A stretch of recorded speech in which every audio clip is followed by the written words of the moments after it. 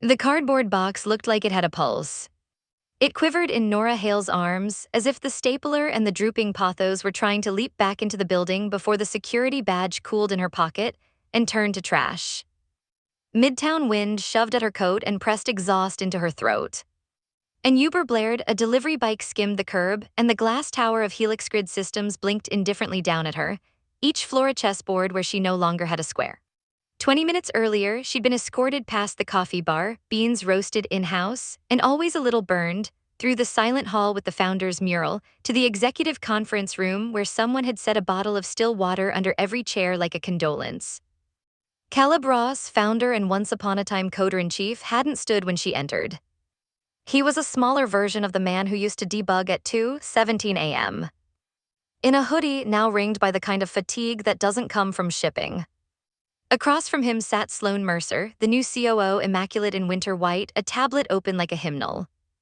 HR was represented by a young man who smiled the way flight attendants smile when they're not allowed to tell you the engine is on fire. "Let us be efficient," Sloan said, in the tone of someone who believed efficiency was a moral virtue. "We're restructuring leadership." "Your position is being eliminated." Nora had looked at Caleb first. "Is my position being eliminated, or am I being eliminated?" Caleb pressed two fingers to his temple as if he could rub in courage like aspirin. "Nora, this is a business decision." He faltered. "We're moving to a leaner model." "Lean?" She glanced at the tablet, at the slides she knew would say words like synergies and runway. "You're about to lose your institutional memory on PulseMesh, and you're calling it a diet?" Sloan's smile didn't move her eyes. "Distributed leadership means we can hire 3 strong mid-levels for your compensation." "We're optimizing for runway." Nora remembered the first time Caleb said her name like the solution to a jammed door. She remembered the night the entire sync engine failed, and she found a misbehaving Goroutine 27 levels deep that nobody else had seen, and the room cheered because sometimes salvation looks like a well-placed lock. She remembered Priya making coffee at dawn while Nora typed the patch and Ben standing behind her with a hand on the back of her chair, the way shipmates do when the storm has to be ridden out together. 2 weeks severance, HR said carefully, sliding a folder across the table. The folder was light like an insult. 10 years, Nora replied, for 2 weeks. She kept her voice even because she was not going to give Sloan the satisfaction of a spectacle.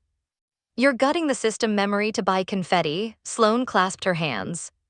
"We're grateful for your contributions. You should be grateful for outcomes," Nora said. "My team built those." Caleb's gaze skittered off hers. We all wish things were different." "Things didn't happen to you," Nora said, standing, the chair's rubber feet squeaking against polished oak. "You did them." HR produced a small clear Ziploc bag as if he were a TSA agent retrieving contraband. "We'll need your badge." She placed it in the bag and watched his hand close over it. The action felt obscene, like the ending of a handshake halfway through. Now on the sidewalk, she shifted the box to her hip. The wind lifted her hair, a cold strand stuck to her lip gloss. She fixed the plant with a finger so the soil wouldn't spill and reached the corner. Jax, the security guard who always handed out peppermints at night, jogged out to her like he'd broken orders. "OMS. Hale," he said, breathless, "I'm sorry. I shouldn't say this, but you deserved better." "Hey, Jax," she tried for casual, hit cracked.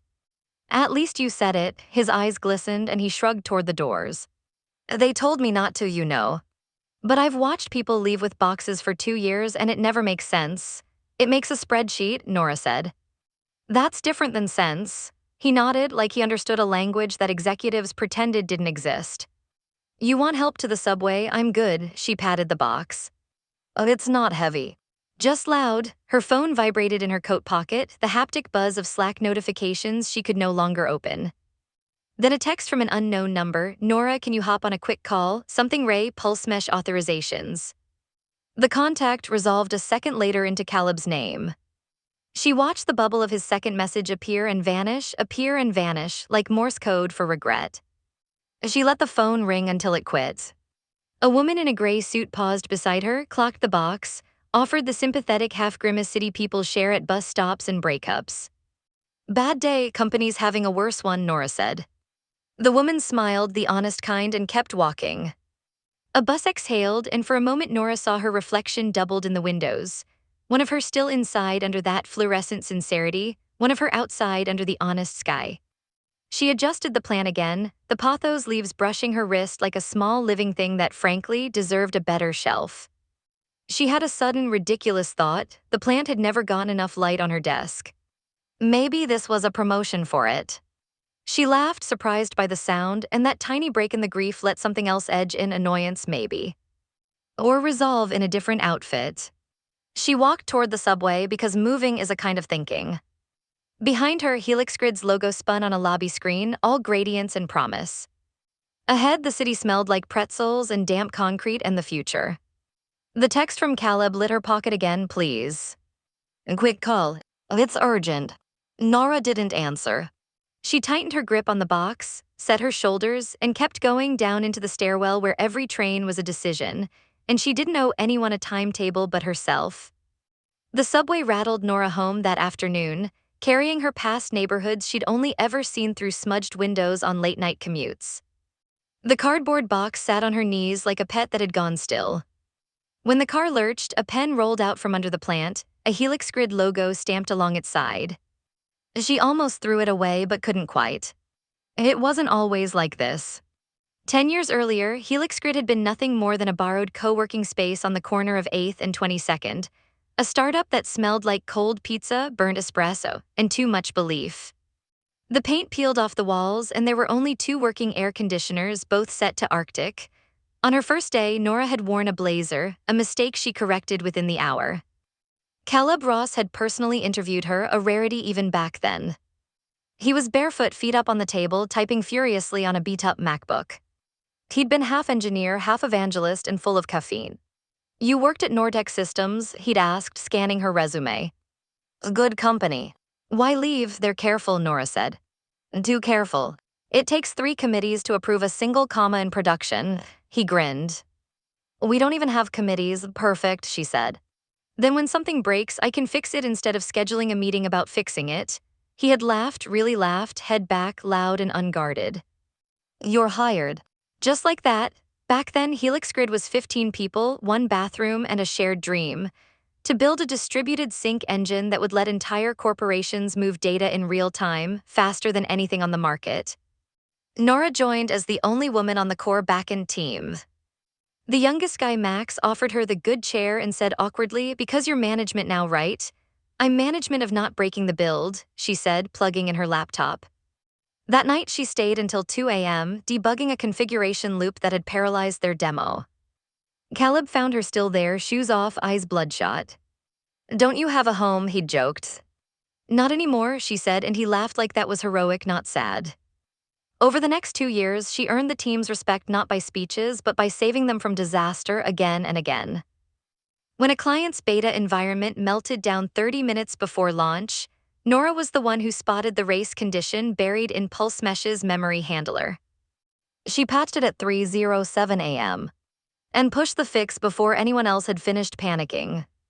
Caleb burst into the office at dawn holding coffee and disbelief. You're kidding. It's stable, Nora just pointed to the graphs on her screen, clean, steady lines. He clapped once, a loud, sharp sound. Ladies and gentlemen, he announced, we just avoided a client apocalypse because Nora Hale refuses to sleep. Applause broke out, real applause, the kind that comes from relief. For the first time in her adult life, Nora felt something close to belonging. Those were the golden years. HelixGrid was lean, chaotic, a lot. Caleb would buy cheap beer for Friday stand-ups, everyone would share one long bench, and nobody minded that the AC leaked onto the whiteboard. They were pirates then, and Nora was their navigator. But even then, cracks had started forming, so fine you could mistake them for reflections. The Series B money came, and with it, investors. With investors came decks. Decks full of projections and promises, words like scalability and ROI. The office doubled in size. The coffee machine got smarter, the people got quieter. One night, Nora caught Caleb in the hallway pacing. They want velocity, he said, rubbing his neck. But I can't increase headcount without cutting into the burn. You can't velocity your way out of bad architecture, she said. He looked at her, tired.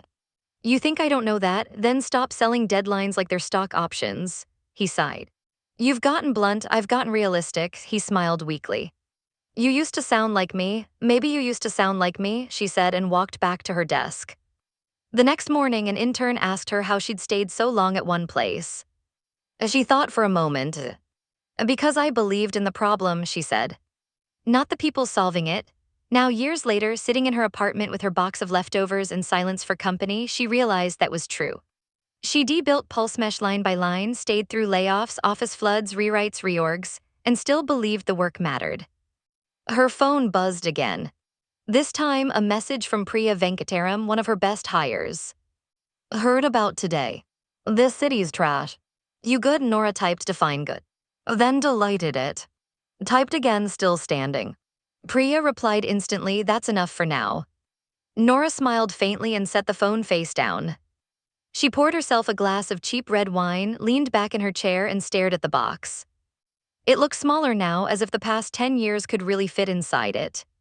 But deep down, under the anger, under the loss, something old was waking, a voice that said, you built things from nothing once before. You can do it again. And for the first time since the conference room, Nora didn't feel powerless. She felt dangerous. By the time HelixGrid hit its 5th birthday, it had outgrown the scrappy startup chaos that once felt like home. The new headquarters stood 6 blocks closer to Times Square, all brushed steel, soundproof pods, and kombucha on tap. The company had gone from 15 employees to nearly 150. There were departments now. Policies. A dress code that no one mentioned out loud, but everyone obeyed. Nora was now director of engineering, leading a team of 45. She had an office with a door which she hated. The walls were glass, transparency, Sloan would later call it, but to Nora it felt like being in an aquarium, everyone watching the boss swim laps. The work still mattered. Her team was good. Priya led infrastructure like an orchestra, and Ben Gardner, her quiet, steady lieutenant, handled every crisis with calm precision. But something was shifting. The laughter that used to spill from late-night debug sessions had faded. The Slack channels were filled less with inside jokes and more with link dumps and emoji acknowledgements. One Thursday, during a weekly leadership sync, Caleb beamed as he unveiled the new HelixGrid Vision deck.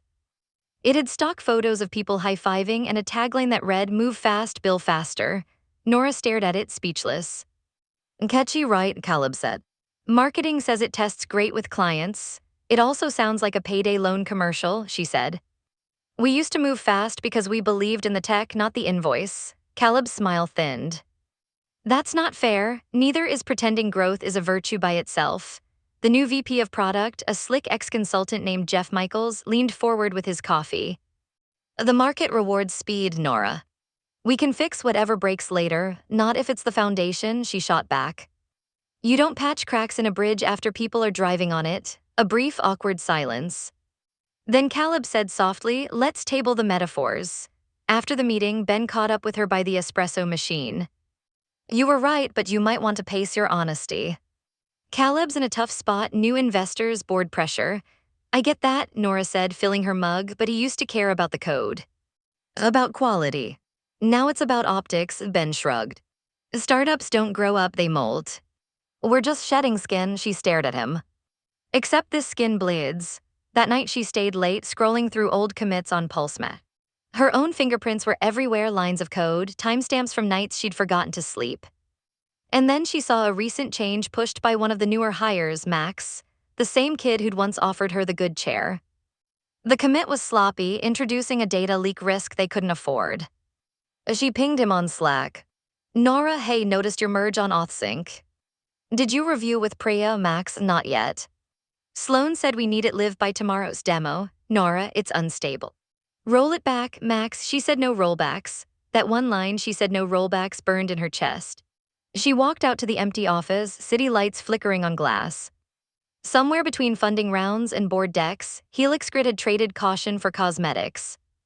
The next morning, a production alert hit her phone before sunrise.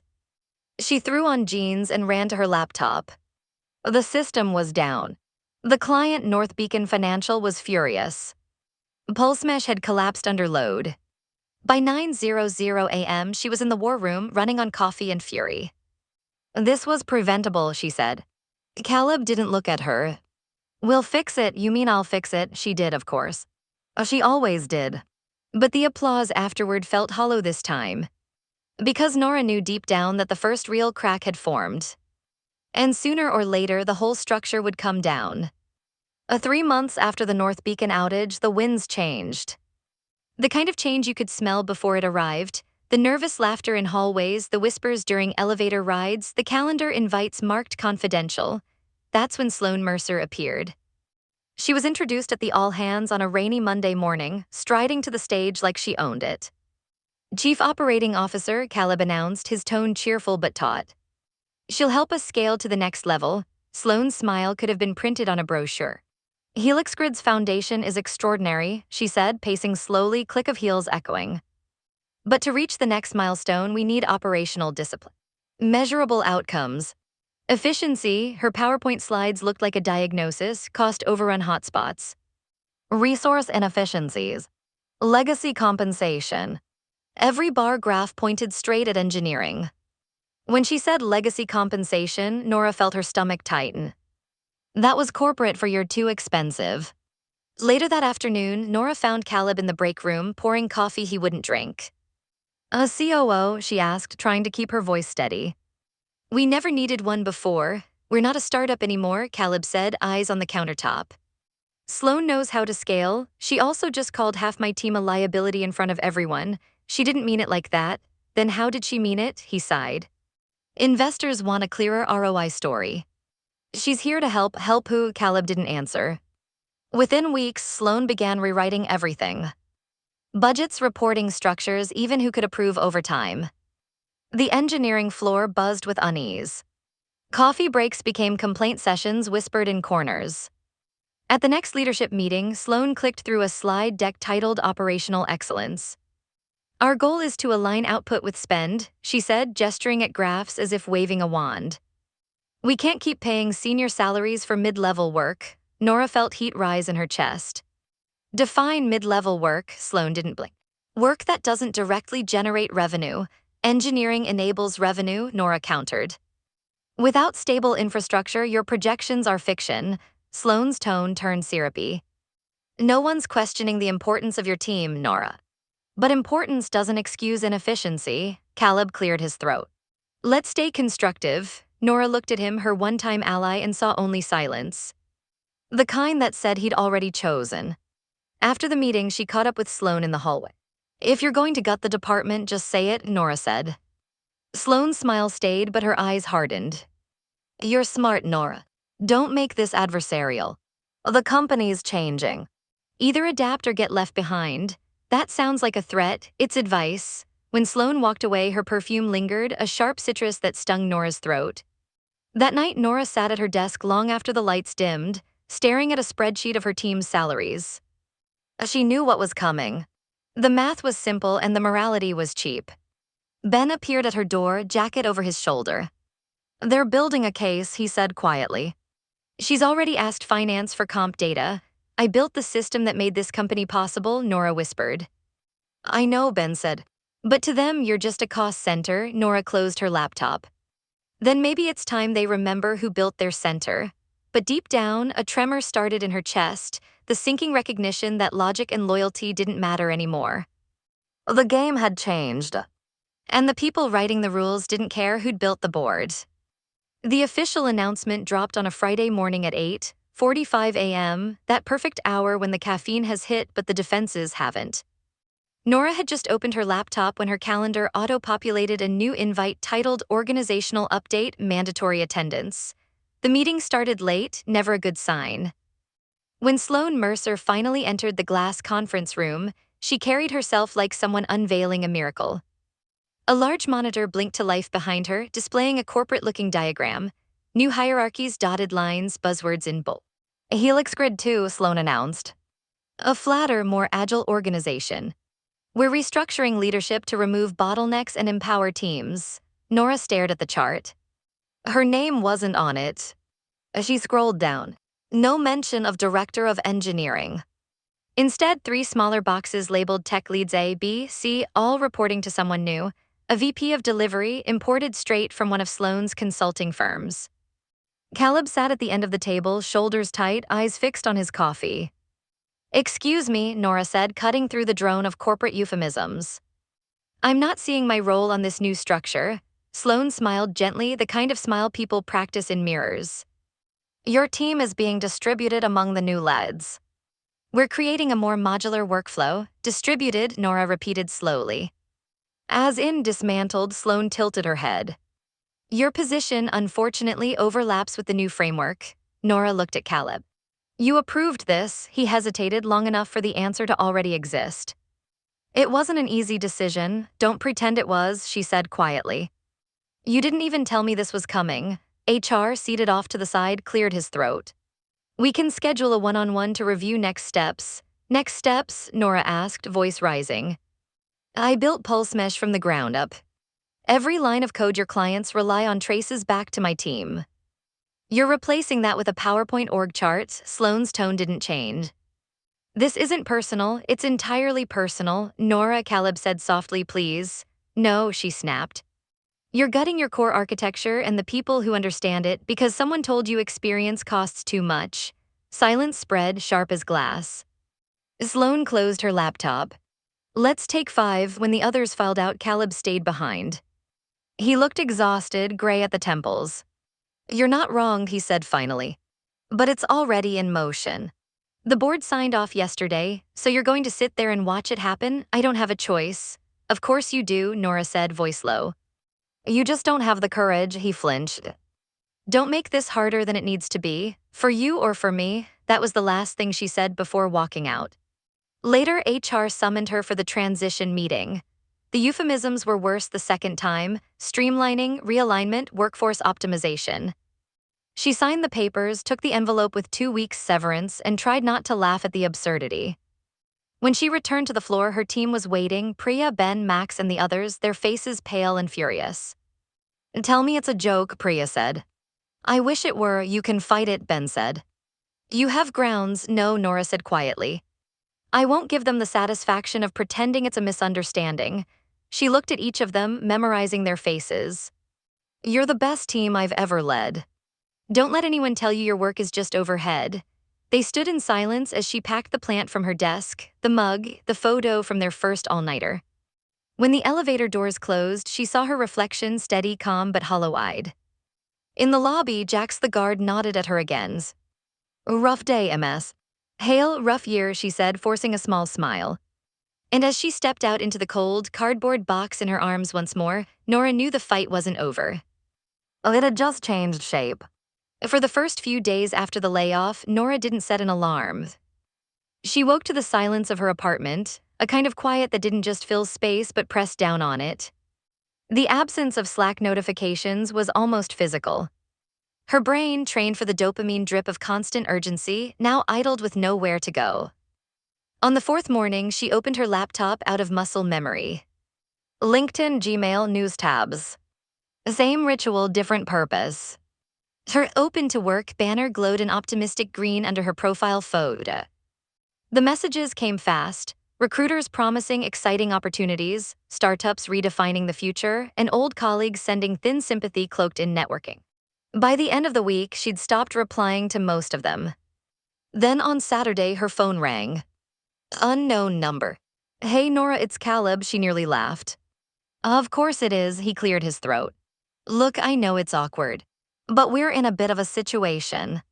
Pulse Mesh's authorization module, you know, the one you architected, is acting up again. The new LEDs can't stabilize it. I was hoping you might stop right there, she interrupted. You fired me, remember? You don't get to outsource guilt as consulting work. I'd pay, obviously. 2 weeks severance was your idea of payment. Pass, Caleb hesitated. Nora, please. Clients are threatening to walk. Sloan S. panicking, she exhaled through her nose. Good. After she hung up, she sat in silence for a full minute, fingers trembling. Anger, relief, vindication, they all mixed into one sour cocktail. A text buzzed moments later. From Priya. Emergency, all hands tomorrow. NBF furious. Sloan blaming everyone. Just thought you should know. Nora stared at the screen.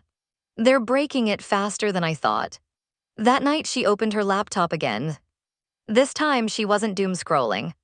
She was researching rates for independent consultants in New York, real ones. The kind who billed by the hour and answered to no one. The next morning, another call. Hey, it's Pat Douglas, CTO at North Beacon Financial. We've never met, but I know your names. You built the part of PulseMesh that's keeping us alive, Nora blinked. I did. Well, Pat said, your old employer isn't keeping it alive anymore. They've burned through 2 patch attempts. Our data syncs are off by hours. We're considering pulling our contract. Would you be open to consulting? Nora's heart quickened. You know I'm not at HelixGrid anymore. Oh, I know, Pat said dryly. I also know non-competes are worthless in New York. She let out a small, disbelieving laugh. What exactly are you offering? Triple your old hourly. Short term. You help us stabilize the system, we call it Square. It was poetic justice and business. Send me the details, she said, surprising herself with how steady her voice sounded.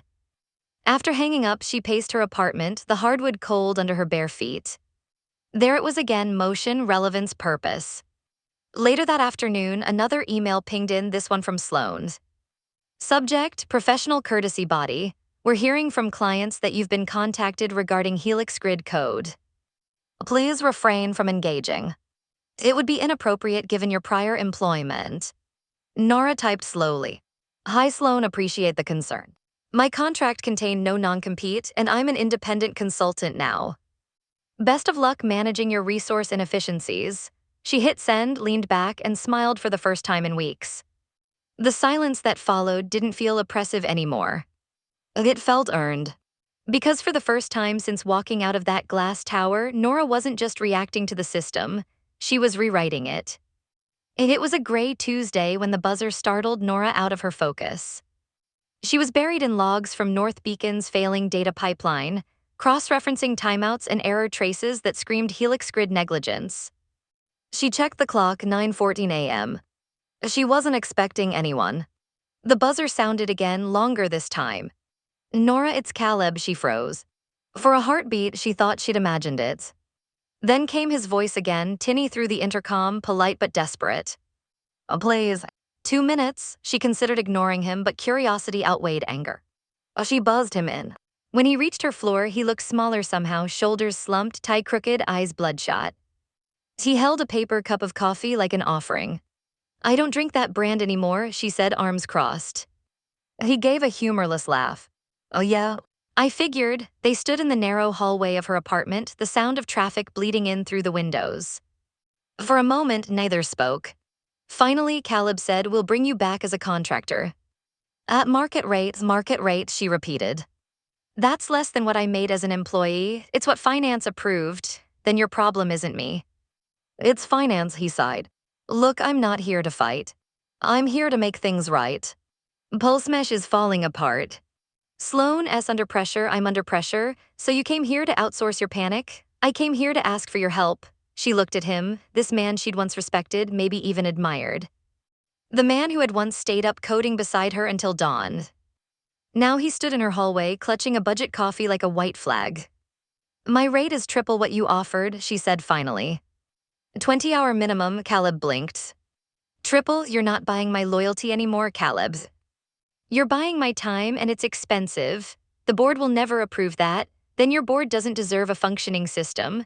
For the first time, he lost the calm CEO mask. You don't understand what's happening, he snapped. We're fighting to stay alive. Sloan's cut half our runway. Clients are spooked, investors are calling every hour, maybe they should be calling you. You built this mess when you let her treat people like overhead. He rubbed his forehead, exhaling. You used to believe in HelixGrid. I believed in the people, not the spreadsheet. Silence hung between them. Outside, a siren wailed faintly through the streets. Caleb's voice softened. If you won't do it for me, at least do it for the team. For Ben. For Priya, Nora hesitated, but only for a moment. You should have thought about them before you gutted their department. She stepped aside, gesturing to the door. We're done here, Caleb didn't argue. He just nodded, eyes glassy, and left without another word. When the door closed, Nora leaned her forehead against it, breathing hard. It wasn't victory she felt, it was exhaustion and something like grief. Her phone buzzed. An email notification from Horizon Labs, subject line, Opportunity VP of Engineering Confidential. She stared at it for a long second. Then she clicked open. Inside, a recruiter wrote, "We've followed your work for years. We're looking for someone who builds teams, not hierarchies." Let's talk. Nora's lips curved, not into a smile, but something sharper. Because maybe this was what rebuilding looked like. Not returning to the wreckage, but walking past it without looking back. The email from Horizon Labs turned into an interview within a week. A sleek video call with their CEO, Diana Cho, who radiated the calm intensity of someone who'd built empires quietly. Her office background wasn't glass towers and downtown views. It was whiteboards filled with architecture sketches and an open laptop with terminal logs still running. "You built Pulse Mesh, right?" Diana said, eyes sharp. "The real one, not the PowerPoint version," Nora smiled faintly. "The real one, yes. The PowerPoint one's been malfunctioning since I left," Diana laughed. "Good answer. I've been watching HelixGrid unravel in real time.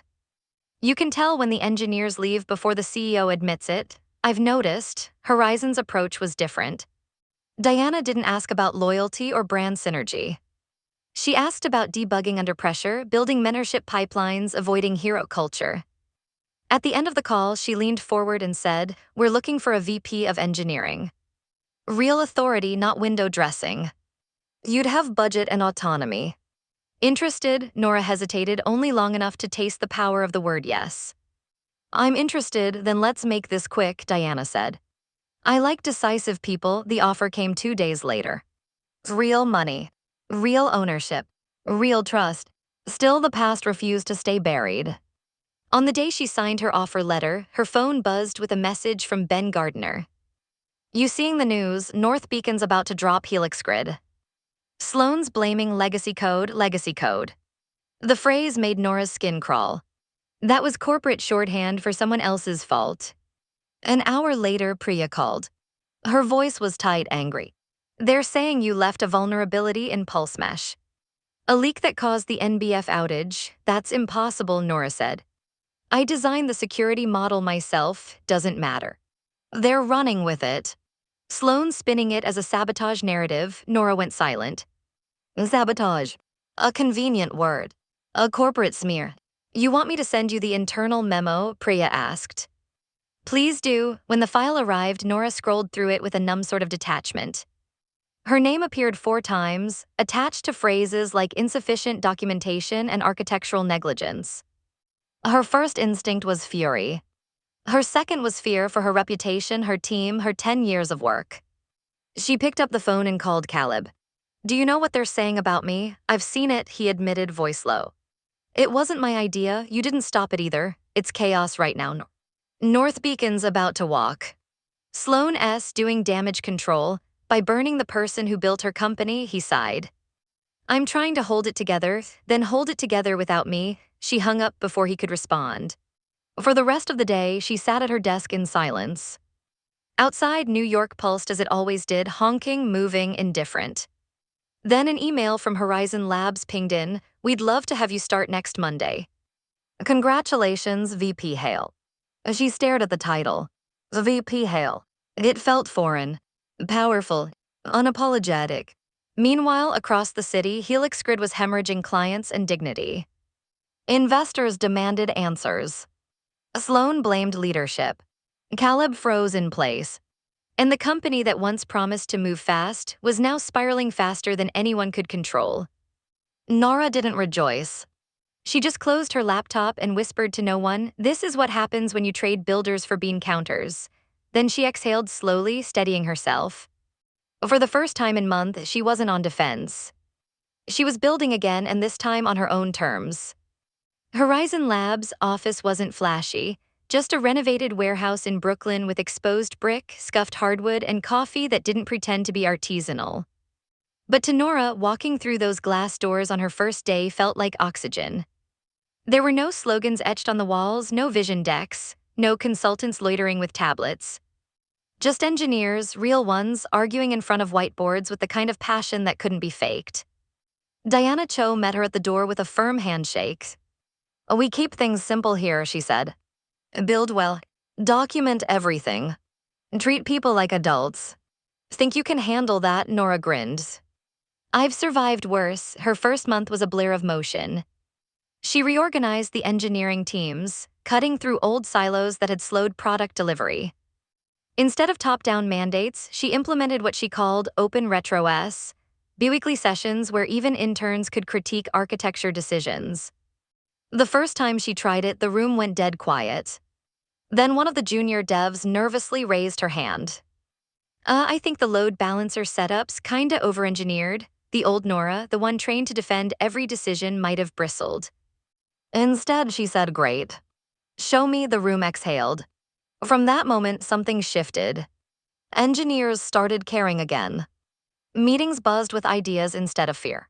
A few weeks later, she brought Priya aboard as director of platform engineering. The reunion was quiet but fierce, a hug that said more than words. "Missed you, boss," Priya said, smiling. "Don't call me that," Nora replied.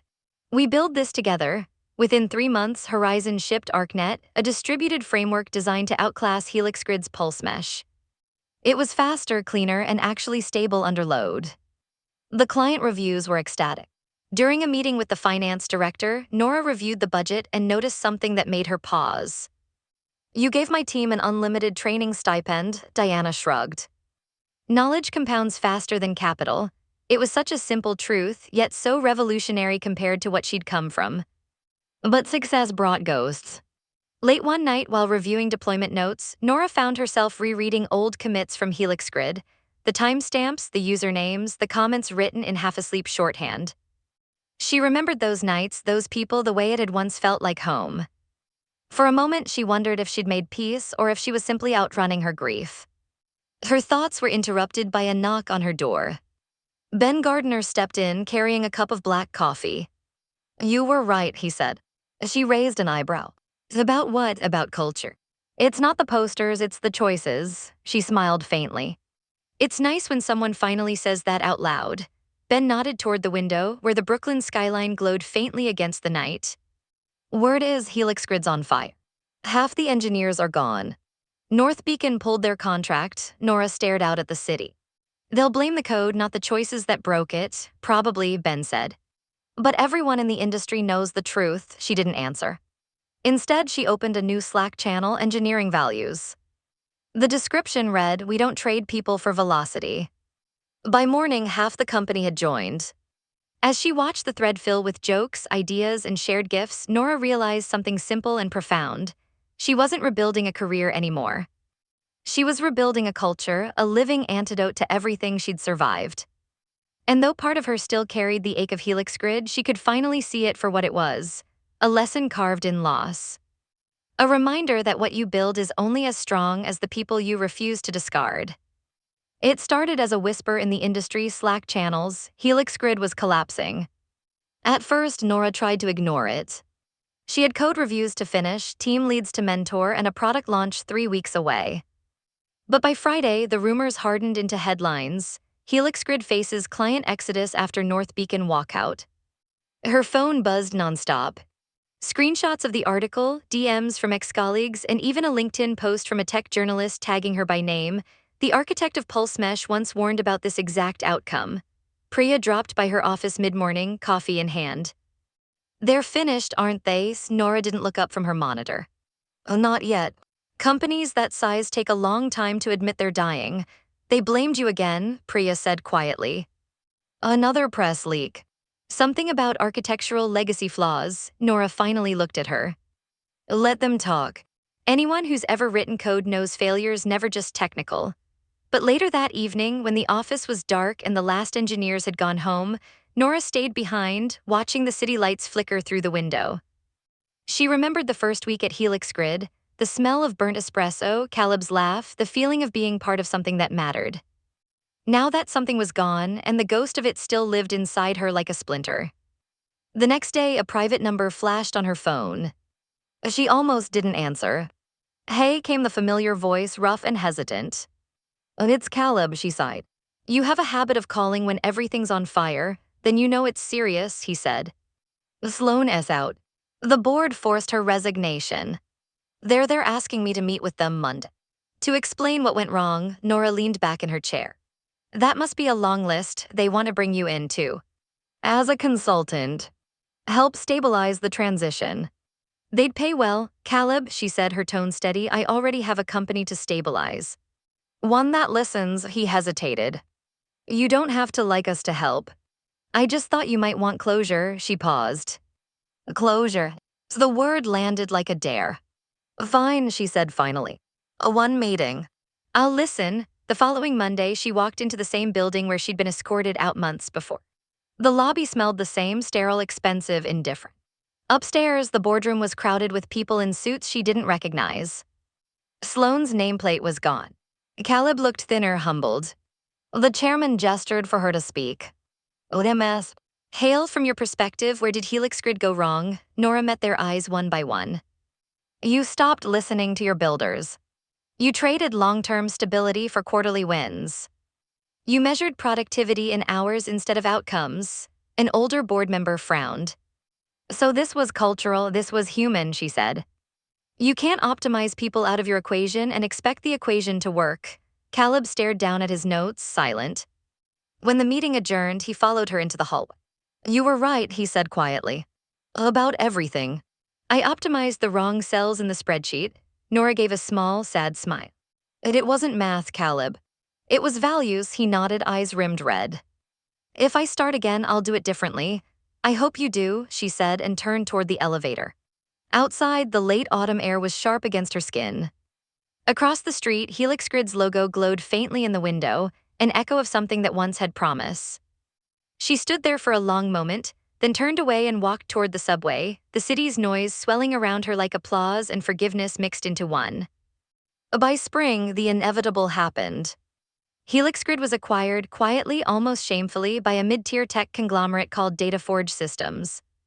The news broke on a Wednesday morning with a bland press release full of hollow words. Strategic alignment, asset integration, mutual benefit. Translation, a fire sale. Nora was mid-stand-up when her Slack pinged with the link. Ben messaged her seconds later, so that's that. Our old ship has been scrapped for parts. She didn't reply immediately.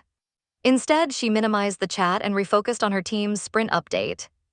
But even as she spoke about ticket deadlines and release schedules, her thoughts drifted back to that first HelixGrid office, the one with the crooked blinds and bad pizza, and all the people who'd built something beautiful before it was broken by greed.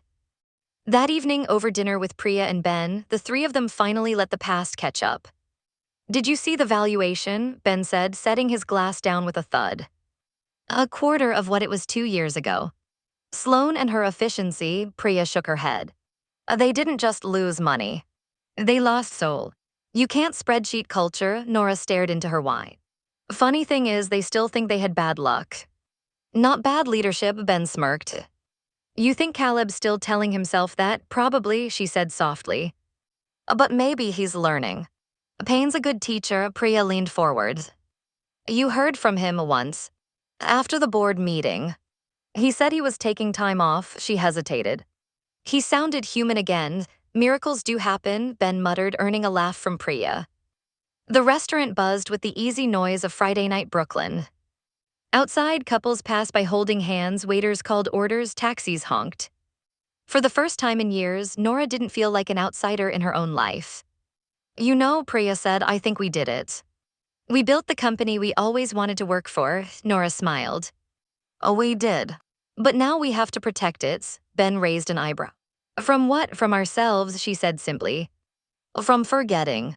Every company starts out with good intentions until it starts chasing growth like oxygen. I don't want us to forget why we exist. They clinked glasses in quiet agreement.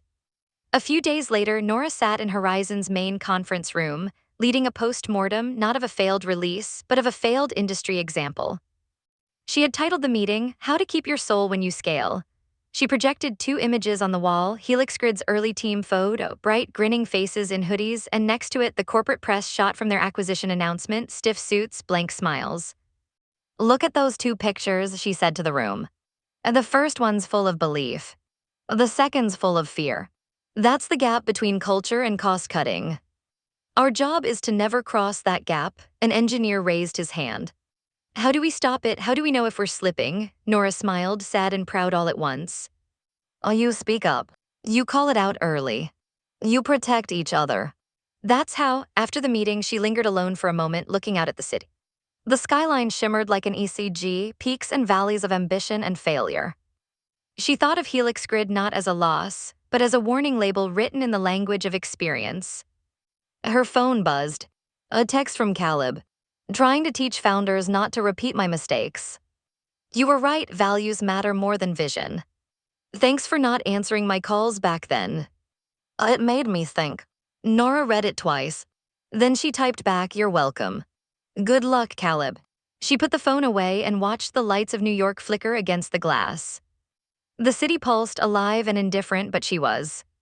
She was awake, alert, and finally at peace with what she'd built and what she'd let go. HelixGrid was gone. But what survived in her team in Horizon, that was still building. A year later, the skyline glittered with early winter frost as Nora Hale stepped onto the stage of the Tech Forward Leadership Summit in Manhattan. The ballroom was packed, founders, engineers, venture capitalists, all dressed in the confident monotone of success. The MC's introduction faded, replaced by a hush that felt almost reverent. Her talk was titled The Hidden Interest on Technical Debt and How Culture Pays It. She didn't open with slides. Instead, she began with a story. When I was 28, I joined a tiny startup that believed in solving big problems.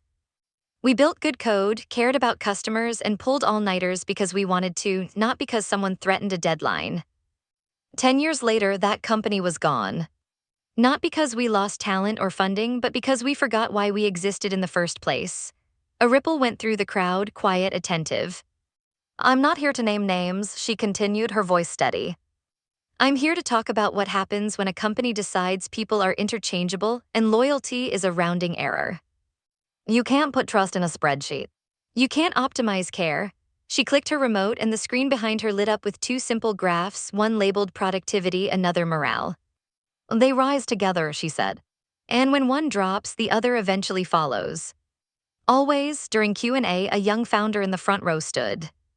What would you say to leaders who are under pressure to cut costs to please investors? Nora thought for a moment. Cut costs if you have to, she said. But not corners. Not people who built the foundation. Because when they go, so does the meaning of what you're building. When she left the stage, the applause was genuine, not thunderous, but warm. People lined up to shake her hand. A woman from a fintech startup said, I've been thinking about quitting for months. Your talk reminded me why I started, then make it better, Nora said. Don't repeat our mistakes. That evening back at Horizon Labs, the office was mostly empty. A few lights glowed in the distance. Someone was laughing in the design pod. Nora walked the rows of desks, tracing the quiet hum of computers still running builds. The space felt alive in a way HelixGrid never had at the end, unforced, human. She paused at a whiteboard still covered with brainstorming notes from the day's sprint, scribbles of equations, sticky notes, and a doodle of a dinosaur someone had labeled Tech Detasaurus Rex. She smiled. Just then Priya appeared at the door, coat half on. You still here? Yeah, Nora said. Just thinking about the talk, about everything, Nora said. How we got here. How easy it would be to forget, Priya tilted her head. Then don't forget. That's why we built this place, to remember. They locked up together, stepping out into the crisp Manhattan night. Across the street, lights blinked from hundreds of offices. Late workers, glowing screens, people chasing something they might not even name. As they walked toward the subway, Nora's phone buzzed. Another text, Caleb again. Saw your talk. You were kind. Kinder than I deserved. Thank you. She typed back, you taught me what not to forget. That counts for something. They reached the station entrance. A gust of cold air swept past them, smelling faintly of roasted chestnuts and the metallic pulse of the city. Priya turned to her. You ever think about what's next? Every day, Nora said, smiling softly. But for once, I'm not in a hurry. As they descended into the station, the lights above flickered briefly, bright, then dim, then bright again. Nora glanced up and caught her reflection in the glass. A woman changed, but not hardened. She exhaled, steady and sure. Because this wasn't about revenge anymore. It was about resilience, about the people who keep building even after everything falls apart. And somewhere deep down in the hum of the city that never slept, she finally felt it. Not triumph, not closure, but peace.